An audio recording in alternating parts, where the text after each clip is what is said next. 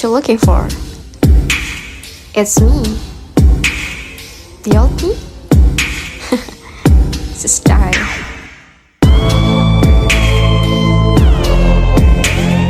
Selamat pagi Bapak, perkenalkan saya Lulu Anggera. Saya mewakili teman-teman saya di sini. Ingin meminta waktunya sebentar untuk wawancara. Baik Pak, di sini saya mungkin akan menjelaskan terlebih dahulu tujuan dari kunjungan kami observasi di Topindo, yaitu untuk mendapatkan wawasan yang lebih mendalam tentang bagaimana perusahaan yang bergerak di bidang technopreneurship dan mengintegrasi inovasi teknologi dalam operasinya. Nah, di sini mungkin saya akan memberikan beberapa pertanyaan Pak. Untuk yang pertanyaan, mungkin bisa langsung masuk ke pertanyaan pertama ya Pak? Silakan. Oke, sebelumnya Bapak dengan Pak Tanjoni. Joni. Oke, Bapak di sini sebagai SPV ya? Oke. Kepala cabang. Baik. Baik Pak, untuk pertanyaan yang pertama, siapa sih Pak pemilik Topindoku ini? Untuk orang yang untuk CEO-nya. Oke. Lalu Pak, sejak kapan sih perusahaan ini berdiri dan bergerak di bidang technopreneurship? Kalau berdiri dalam bentuk PT itu dari 21 Maret 2018. Berarti berarti sampai sekarang udah sampai 5 tahun ya Pak ya? 5 tahunan. Oke. Kalau untuk berkantor di Sintang sendiri dari 2020 bulan Juli. Oke. Kenapa sih Pak Topindoku ini memilih untuk membuka cabang di Sintang? Apakah di kota-kota lain itu juga ada Pak? Atau hanya kalau di daerah Kalimantan Barat ini, kalau di kabupatennya baru di Sintang aja?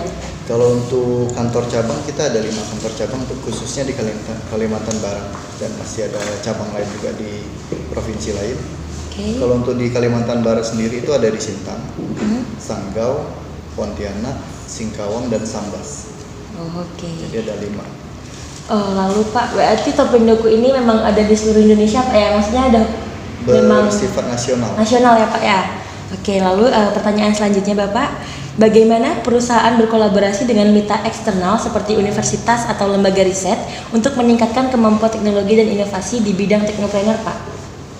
Kalau untuk perusahaan kita sendiri itu lebih ke menerima saran dan masukan untuk pendapat.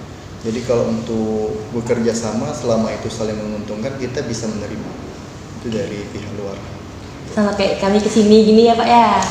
Oke, pertanyaan selanjutnya Bapak, apa yang menjadi pendorong utama perusahaan untuk terlibat dalam bidang teknopreneur, dan bagaimana sih Pak perusahaan ini mengidentifikasi peluang inovasi teknologi? Kalau kita di sini melihat kebutuhan dan yang paling banyak digunakan sama masyarakat, contohnya kayak pulsa dan kuota itu udah kebutuhan pokok kita pada masa sekarang ini, di luar nasi ya. Jadi kita bisa ngambil, kenapa kita pakai aplikasi penjualan pulsa, token listrik, dan pembayaran multi payment ini dalam bentuk aplikasi Topindoku. Kira-kira saya juga sebenarnya udah download aplikasi Topindo Pak, kemarin disarankan sama Bang Immanuel, terus teman saya juga ada yang udah menggunakan dari semester 1 dia jualan pulsa juga pakai Topindo gitu. Jadi memang sangat berdampak ya Pak aplikasi ini untuk masyarakat gitu kan? Yang kebutuhan masyarakat sangat-sangat membantu sekali. Oke, pertanyaan selanjutnya Pak, apa yang menjadi pendorong utama? Itu udah ya? Keenam, bagaimana perusahaan mengukur keberhasilan inovasi teknologi baik dari segi finansial maupun dampak strategis? Kalau ini agak panjang ya, jadi saya catat ya. Boleh. Nah, dilihat dari angka perputaran saldo, pemakaian konsumen, di mana penggunaan dan kebutuhan setiap harinya selalu bertambah dan meningkat. Itu yang kita lihat. Dan peningkatan dan bertambahnya downloader setiap harinya menunjukkan aplikasi perusahaan kita sangat diminati. Itulah bagaimana perusahaan mengukur keberhasilan inovasi. Berarti memang sejauh berkembangnya Topindo ini memang saat ini sudah masuk ke target belum Pak, kira-kira Pak? Target keberhasilannya itu tadi? Baru setengah jalan. Berarti masih ada target yang lebih tinggi lagi ya Pak, yang akan siapa ya Pak ya?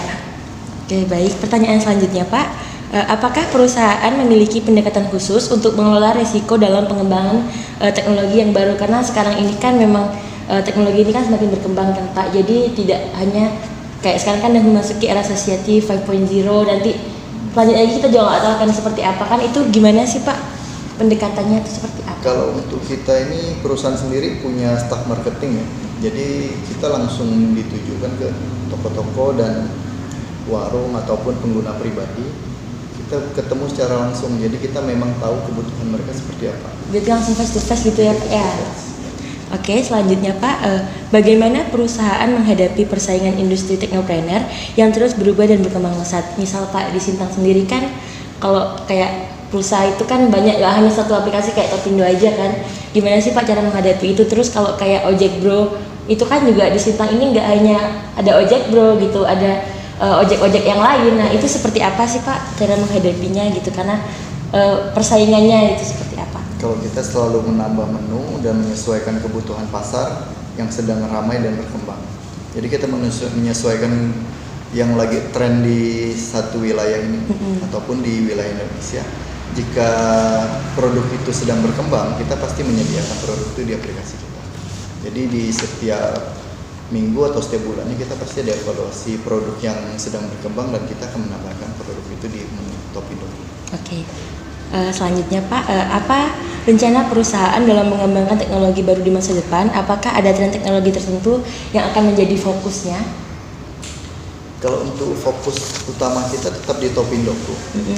Topindoku ini sendiri ada anak perusahaannya itu dari PT bergerak di bidang grosir dan juga di bidang Ojek Bro. Cuman yang kita fokuskan memang di produk Topindonya ya. Aplikasi Topindoku.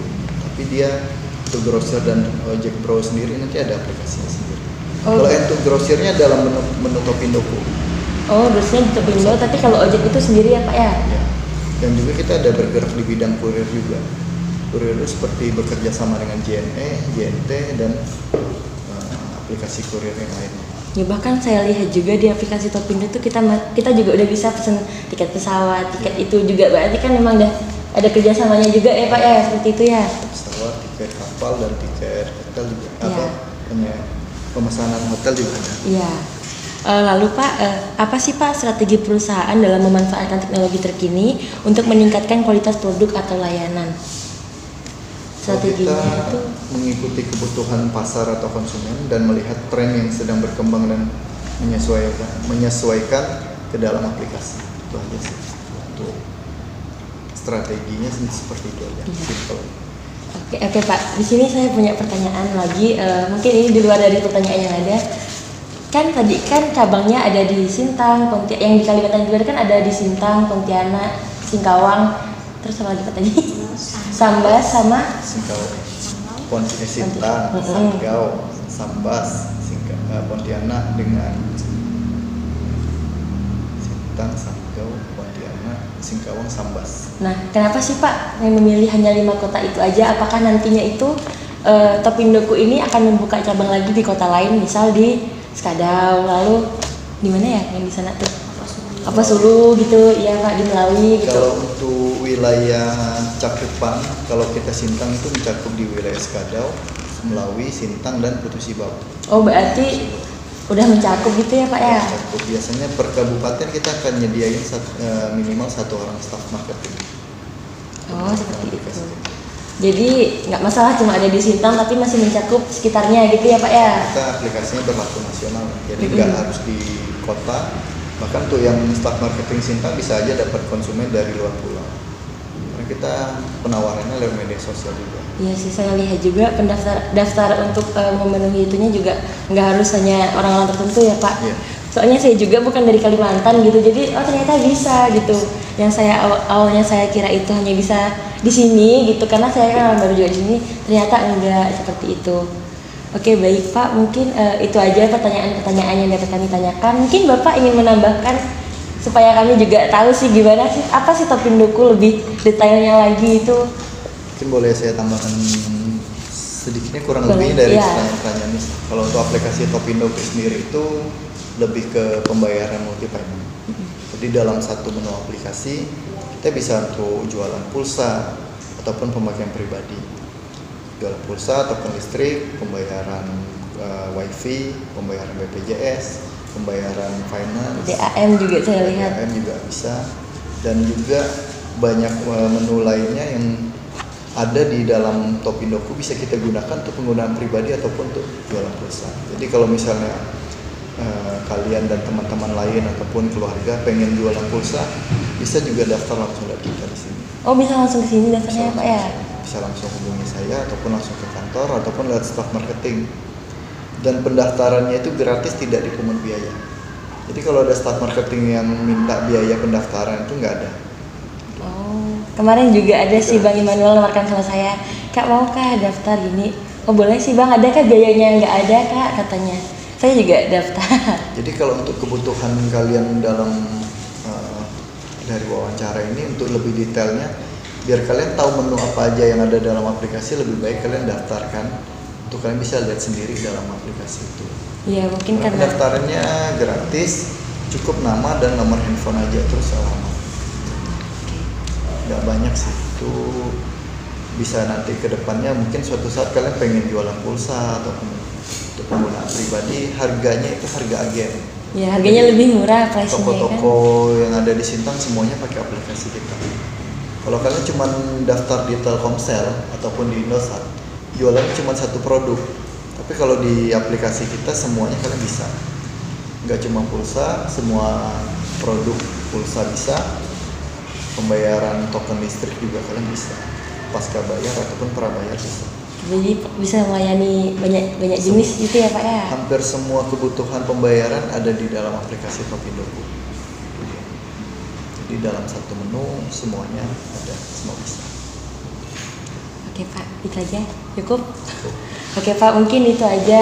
Sebelumnya kami terima kasih banyak karena Bapak udah meluangkan waktunya untuk kami wawancara. Karena kami ini kan mahasiswa prodi komputer kan Pak. Jadi goalnya, meskipun kami di bidang pendidikan, goalnya kami itu yang nggak hanya cuma ngajar anak SMK gitu sebenarnya. Jadi siapa tahu kami juga punya kesempatan bagus untuk bisa buka peluang usaha seperti Topindo gitu. Nanti kedepannya kan teknologi juga semakin berkembang. Jadi siapa tahu kita juga punya bakat lah untuk bisa tahu gimana sih cara bikin aplikasi gitu, terus gimana sih isi-isi, gimana sih cara bisa mengembangkan sebuah produk di bidang teknologi gitu. Ya, mungkin itu aja Pak, terima kasih. Oke.